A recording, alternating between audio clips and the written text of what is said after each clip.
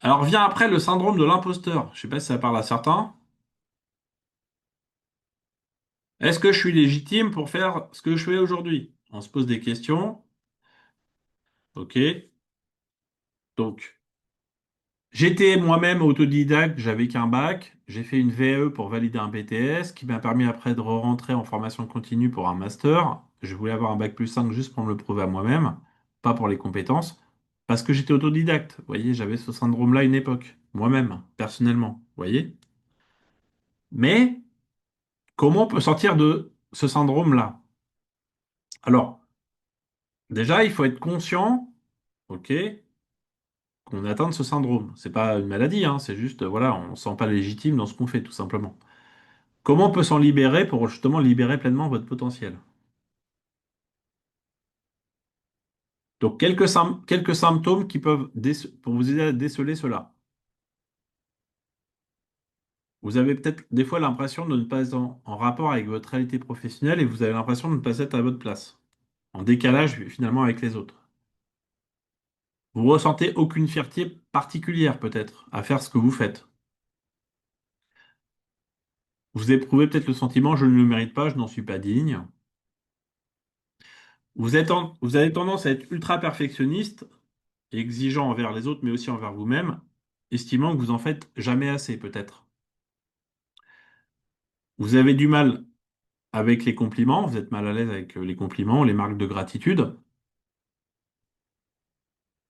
Vous avez l'impression de ne pas réellement travailler tellement vos missions vous paraissent basiques ou élémentaires et réalisables par n'importe qui. Moi, ce que je fais, pour moi, ça me paraît basique.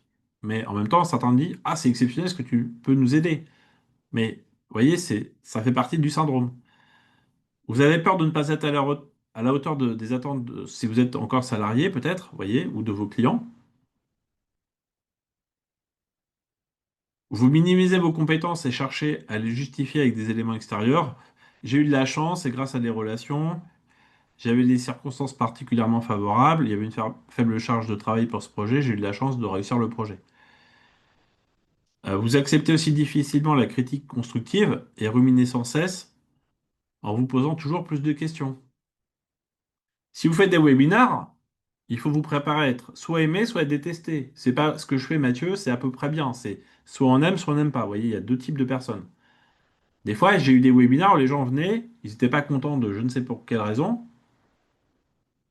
Ok, bah si t'es pas content, tu te casses, quoi. Enfin, je veux dire, te prends pas la tête, quoi. Si ça te plaît pas, t'as autre chose à faire dans la vie, quoi. Vous voyez? Non, mais sincèrement, hein, je le dis parce que se prendre des scuds en plein webinar, c'est sympa, mais si le mec il est juste vénère parce qu'il est vénère de la vie, bah ok, mais je peux rien faire pour lui, quoi.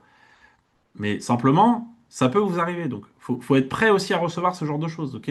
Vous allez vous exposer quand même quand vous faites des webinars.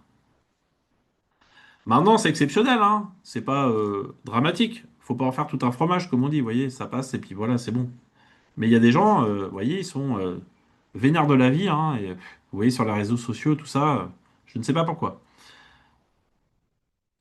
Et vient la peur de la réussite. Alors moi aussi, ça m'est arrivé, je vous rassure. Et j'ai découvert ça quand j'ai compris ce mot, ça a changé ma vie. Ok? Je vais vous le dire autrement. Demain, vous faites des webinars. Qu'est-ce qui se passe si vous avez plein de clients qui arrivent à vous demain et que vous allez avoir plein de clients demain? Qu'est-ce que ça vous fait là tout de suite? Si je vous dis demain, vous faites des webinars, comme je vous explique, et qu'il y a plein de clients qui viennent à vous. Comment vous allez gérer tout ça avec plein de clients? Qu'est-ce que ça vous inspire? Ça vous fait une grosse bouffée dans la tête qui fait, ouah, il y a un problème là, je vais devoir gérer plein de gens. Donc, Pernel, voyez, donc, pourquoi sous l'eau, gestion du temps,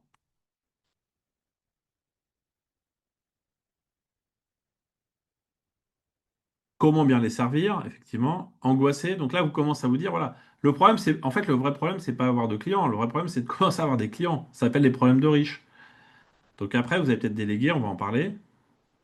Alors, sur le syndrome de après la peur de la réussite, on va en parler juste après. Donc, si vous êtes atteint de ce tel syndrome, comment vous allez pouvoir sortir de cette spirale infernale? Alors, vous savez, j'ai mis un chat, hein, qui n'est pas vraiment le vrai chat, vous avez compris la photo, et quelques pistes pour vous affranchir de ce frein. Déjà, prendre conscience et accepter, ok, comme moi je l'ai accepté, ok, c'est déjà une étape d'accepter qu'on est On a cette problématique. C'est pas grave, hein. Le fait de l'accepter soi-même, c'est pour vous, hein. C'est pas pour les autres. On s'en fout des autres. Découvrir vos forces et vos faiblesses. On pourra faire des SWOT dans votre business pour faire un SWOT pour voir justement vos forces et vos faiblesses. On pourra travailler là-dessus. OK? Faut dresser une liste en étant le plus juste possible par rapport à vous. OK? Ça va vous aider à ouvrir les yeux sur votre réelle valeur ajoutée. Quand vous percevez cette croyance limitante, vous pouvez aussi vous interroger, qu'est-ce qui me permet d'affirmer ceci ou cela? Soyez factuel et vous allez rendre compte que vous n'étiez pas si objectif ou autodépression. Est-ce que vous avez déjà demandé à 10 personnes que vous connaissez qu'est-ce qu'ils pensent de vous dans votre business, dans votre activité et comment ils vous perçoivent?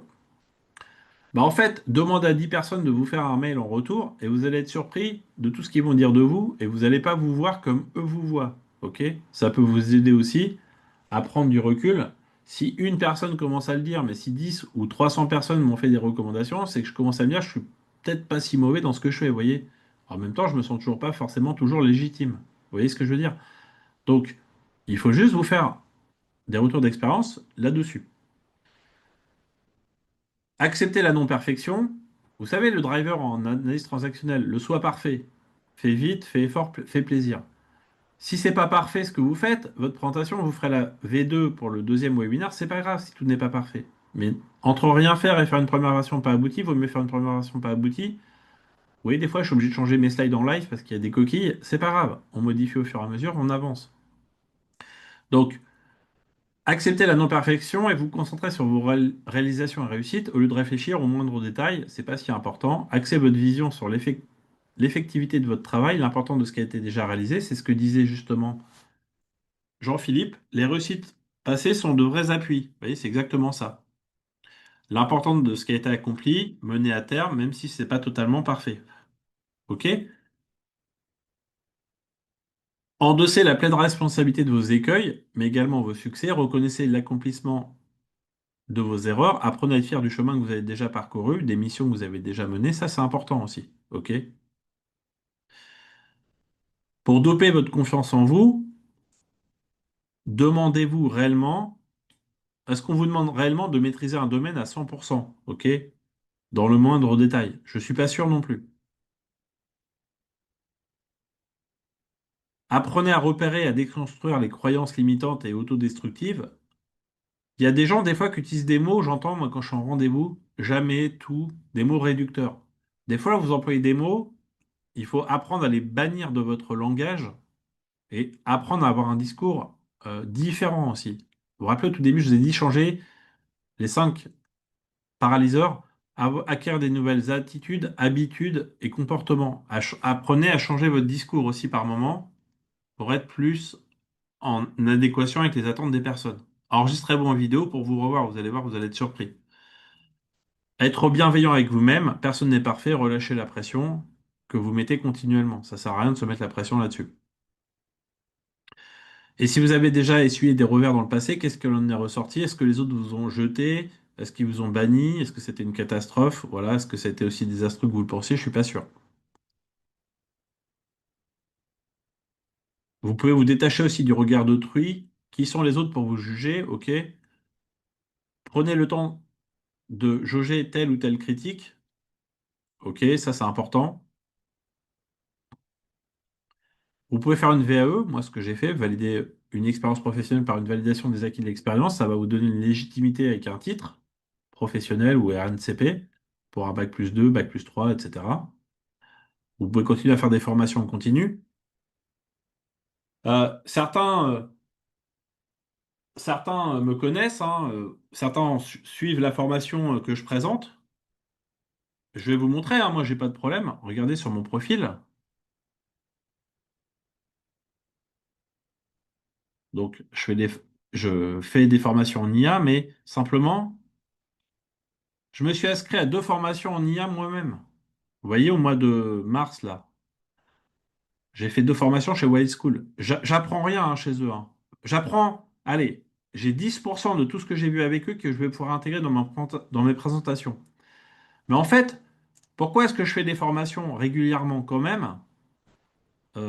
Pourquoi est-ce que je fais des formations si LinkedIn veut bien s'afficher. Bon, c'est pas grave, je vais laisser comme ça. Pourquoi est-ce que je fais des formations régulièrement? En fait, oh, il bug LinkedIn en ce moment, c'est terrible. En fait, moi, je m'inscris à des formations pour être sûr que j'ai pas encore Alzheimer et que je suis capable d'apprendre.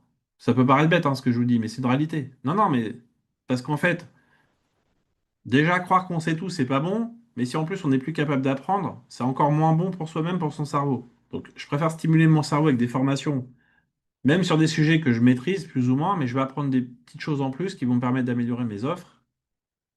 Et finalement, telle ou telle formation, euh, ça va m'aider à continuer à être enseignable, à avoir un haut indice d'enseignabilité. OK?